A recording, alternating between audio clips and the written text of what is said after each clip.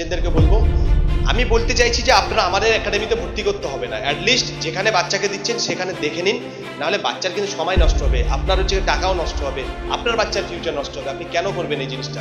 যে আপনাকে কি আমরা বাধ্যতা করেছি যে আমরা বাচ্চাদের সঙ্গে দেখা করতে দেবো না বা রুম দেখাবো না, এরকম কোনো সিস্টেম আপনার সঙ্গে? এরকম কিছু নেই, এরকম কোনো কিছু বলেনি এবং রুম দেখে নিয়েছি, পাশের রুম দেখে নিয়েছি। Joint friends, welcome to Bengal physical academy. তো ফ্রেন্ডস, আজকের আমাদের মধ্যে একজন স্টুডেন্টের গার্জিয়ান আমাদের মধ্যে উপস্থিত আছে। অ্যাকচুয়ালি উনি এখানে ওনার বাচ্চাকে ভর্তি করিয়েছেন, তারপরে আমাদের এখানে এসছেন। আমরা জাস্ট কিছু ইনফরমেশন জানতে চাইছি যে আমাদের একাডেমিতে এসছে, এত যে একাডেমি হয়ে গেছে বর্তমানে বুঝতে পার, যেসব স্টুডেন্টরা দেখছো আমার ভিডিও তাদেরকে বলবো যে এত পরিমাণে একাডেমি হয়ে গেছে যে ব্যবসা চলছে জিনিসটাকে। ফার্স্ট আমি কিন্তু তার বিরোধিতা। আর সেকেন্ড কথা হচ্ছে, যেসব স্টুডেন্টরা বারাইপুরের এখন প্রচুর একাডেমি আছে, যে আমাদের বারাইপুরের ফরেস্ট অফিস অ্যাকচুয়ালি একটা অফিস পরে কৃষ্ণামন, এখানেই আমাদের একাডেমি আছে। তো এখানে কিছু কিছু একাডেমি থেকে আমাদের বাচ্চারা এখানে এসে ভর্তি হয়েছে, তাদের কিছু প্রবলেম ছিল।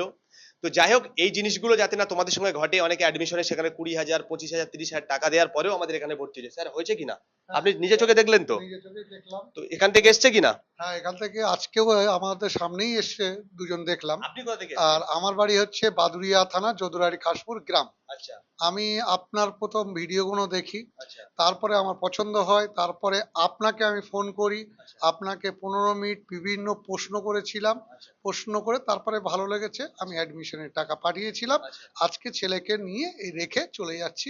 এসে আরো ভালো লাগলো, ম্যাম আছেন, হ্যাঁ, ম্যামও খুব ভালো ব্যবহার, ভালো কথা বলেন, আচ্ছা যুক্তি দিয়ে কথা বলেন, বুঝিয়ে বলছেন, আপনিও বুঝিয়ে বলছেন। পরিবেশটাও খুব ভালো, বাচ্চাদের কাছ থেকেও জানতে পারলাম যারা আছে আচ্ছা। বিগত দিনে ভালো আছে, জেনে আমারও খুব ভালো লাগলো। আমি ছেলেকে রেখে এবার চলে যাচ্ছি। তো বিষয় হচ্ছে, আমরা যে যে প্রবলেম গুলো হয় ওয়েস্ট বেঙ্গল, দেখুন সব জিনিসটা তো একটা ব্যবসার দিকে চলে যাচ্ছে। তো স্যার আপনাকে একটা জিনিস জানতে চাইবো, আপনি তো আমাদের এখানে এসেছেন, আপনাকে কি আমরা বাধ্যতা করেছি যে আমরা বাচ্চাদের সঙ্গে দেখা করতে দেবো না বা রুম দেখাবো না, এরকম কোনো সিস্টেম আপনার না, সঙ্গে এরম হয়েছে? কিছু নেই, এরম কোনো কিছু বলেনি এবং সবকিছু দেখে নিয়েছেন তো? রুম দেখে নিয়েছি, পাশের রুম দেখে নিয়েছি, বিল্ডিংটাও বাচ্চাদের দেখলাম। সঙ্গে কথা বলেছেন? বাচ্চাদের সঙ্গেও কথা বলেছি, সবাই ভালো বলেছে। কোনো কমপ্লেন? কোনো কমপ্লেন নেই। আর কমপ্লেন থাকলে কি আর আমি আমার ছেলেকে ভর্তি করে চলে যেতাম?